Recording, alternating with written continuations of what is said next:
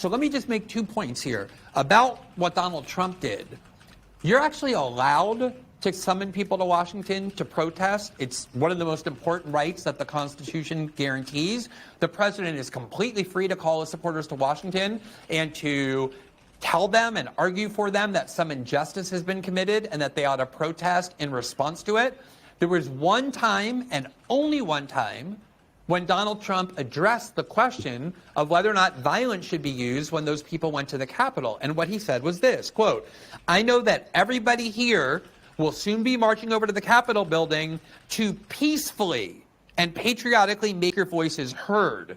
And the fact that people, because he said peacefully, then have to resort to things like, oh, well, he invoked political cliches like fight like hell.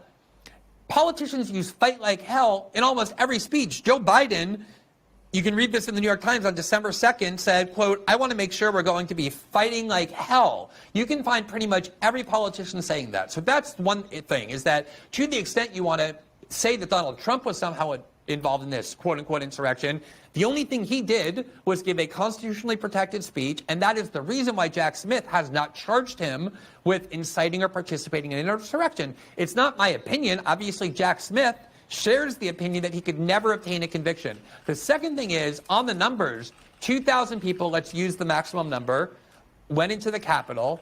A small percentage, a tiny percentage of people who went into the Capitol actually used violence. So most of those people, the vast majority, according to the U.S. government themselves, were doing nothing other than peacefully protesting. Again, protesters entering the Capitol without authorization, occupying offices of members of Congress in order to pressure them to take some step or not take some step is something that happens all the time. We've seen many more than 2,000 protesters. So don't try and imply that on January 6th, 2,000 armed people or well-trained people intending to commit violence went into the Capitol. The most of that number that you could possibly squeeze out of it is something like 100 or 150, and now we're back way closer to the most ridiculous example that I began by asking you about, where even you said, oh, that probably shouldn't be called an insurrection, than we are to an actual threat to American power or to our system of government, which is necessary to claim in order to turn this into what you want to turn it into.